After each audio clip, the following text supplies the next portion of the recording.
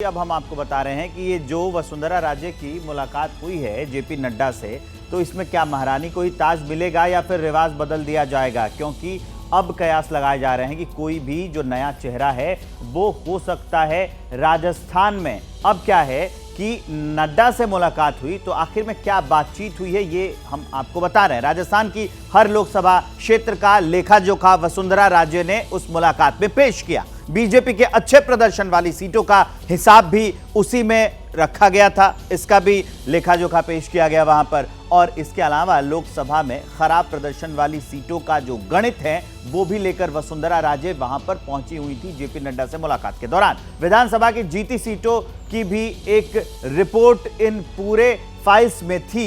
ये सारा लेखा जोखा और ये लेकर वसुंधरा राजे जेपी नड्डा से मिलने के लिए पहुंची थी। बिल्कुल, तो क्या का सब कुछ हुआ वो विवेक ने बता दिया। दिव्यांकर आपके पास आ रहे हैं। एक तरफ तो वसुंधरा राजे ने तथ्यों के साथ बात की, लेकिन दूसरी तरफ उनके आवास पर लोगों के विधायकों के मिलने जुलने का सिलसिला भी जारी है। क्या चल रहा है? जो विधायक मिलने आ रहे हैं वो क्या उनके करीबी माने जाते हैं? जो घर पर चहल पहल किस तरीके की है? जी बिल्कुल, देखिए राजस्थान में जिस तरह से बीजेपी की जीत हुई उसके बाद जो लगातार जो सियासी हलचल है उसकी पूरी जो केंद्र है उसके केंद्र में सिर्फ और सिर्फ वसुंधरा राजे ही है। वसुंधरा राजे का ये जो घर है सरोजनी नगर का, और यहीं पर हम लगातार बीते रोज़ भी यहाँ पर हमारी नज़र बनी हुई थी और आज भी यहाँ पर नज़र बनी हुई है। लगातार जो लोग हैं, कुछ विधायक हैं, वो यहाँ पर आ रहे हैं और उनसे मुलाकात कर रहे हैं। लेकिन अभी जो सस्पेंस है सीएम के पद को लेकर, उस पर पूरा सस्पेंस बना हुआ है और उसकी चर्चा जो है वो जयपुर से पूरे दिल्ली तक लगातार हो रही है।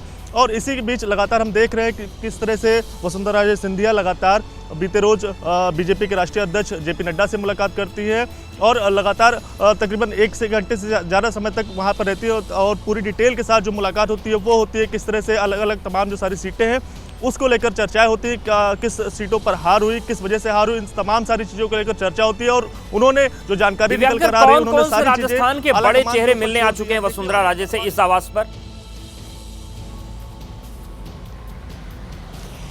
जी कुछ विधायक जो है अवधेश, जो जानकारी निकल कर आए उसमें कुछ विधायक जो है वो वसुंधरा राजे से संपर्क में लगातार हैं, कुछ से लगातार, चूंकि राजस्थान के एक बड़े चेहरे के रूप में वसुंधरा राजे सिंधिया आती हैं, 2 बार की सीएम रह चुकी हैं, एक बड़ा नाम उनके चेहरे पर जो चुनाव है वो भी लड़ा गया था। और उसके बाद इस बार चूंकि हालांकि बीजेपी ने जो चेहरे का ऐलान है सीएम फेस का, उसका ऐलान नहीं किया था, लेकिन इन सब के बावजूद जो उनका बड़ा सियासी कद है उसके चलते जो तमाम सारे जो विधायक हैं उनके लगातार संपर्क में हैं और लगातार उनसे चर्चा कर रहे हैं किस तरह की जो आगे की रणनीति है उसके बारे में। लगातार वो जो उनके खास विधायक हैं जो जीत कर आए हैं उनसे लगातार संपर्क में बनी हुई है, उनसे लगातार जानकारी ले रहे हैं किस तरह की रणनीति जो है वो होनी चाहिए। इसके चलते वो लगातार वसुंधरा राजे सिंधिया हम देख रहे हैं लगातार जिस तरह से बड़े बड़े नेताओं से मुलाकातों का दौर तो उधर जारी रहा, लेकिन और भी कई खबरें निकलकर सामने आई। अभिषेक उपाध्याय आपको टीवी स्क्रीन पर दिख रहे हैं, अभिषेक के पास लिए चलते हैं। अभिषेक, ये जो लेखा जोखा पेश किया गया है इसके क्या मायने हैं? खबर तो ये भी है कि आला कमान जो नाराज है तो मुख्यमंत्री कोई और हो सकता है, लेकिन पूरा जो लेखा जोखा है, हिसाब किताब लेकर वसुंधरा राजे पहुंची हैं। किस तरह से देखते हैं आप इसको? 2 बातें हैं। एक तो जो नीरज बता रहे थे वो बहुत ही महत्वपूर्ण बात है। वसुंधरा राजे ने लोकसभा के मद्देनजर एक चीज बताई है कि लोकसभा जो सीटें हैं उनमें किस बीजेपी का परफॉर्मेंस क्या रहा है, और ये बताने का उनका मकसद क्लियर था कि 2024 की जहां लड़ाई होगी वहां उनकी जैसी इनसाइट किसी के पास नहीं है, उनकी जैसी जानकारी और उनके जैसा जो गाइडेंस है, रणनीति है, वो वही इकलौती वही उस रेस में सबसे आगे हैं। एक ये परोक्ष एक इशारा था।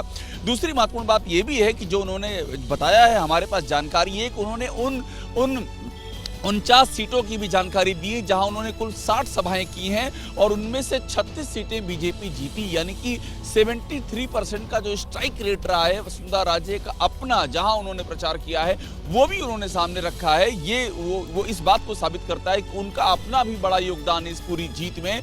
तो लोकसभा चुनाव का पूरा ब्यौरा, लोकसभा के मद्देनजर की रणनीति का ब्यौरा और अपनी खुद की जो उनकी परफॉर्मेंस रही उसका भी ब्यौरा उन्होंने सामने रखा, और इस सबके पीछे उद्देश्य यही है कि वही हैं जो राजस्थान को संभाल सकती हैं। जी ठीक है अभिषेक, जानकारी के लिए आपका बहुत बहुत धन्यवाद। और नीरज पांडे आप हमारे साथ बने रहिए। जैसे ही घड़ी का काटा दोपहर 2:30 पे आए, बबीता जी का दिल सास बहू साजिश के लिए मचल जाए। और ये है इनकी बहू पूरे दिन ऑफिस की टेंशन हो जाए गॉन जब ये करें अपना फेवरेट शो फ्री टाइम पे ऑन।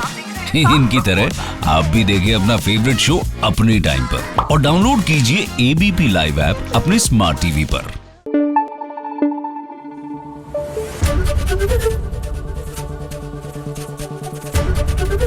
एबीपी न्यूज आपको रखे आगे।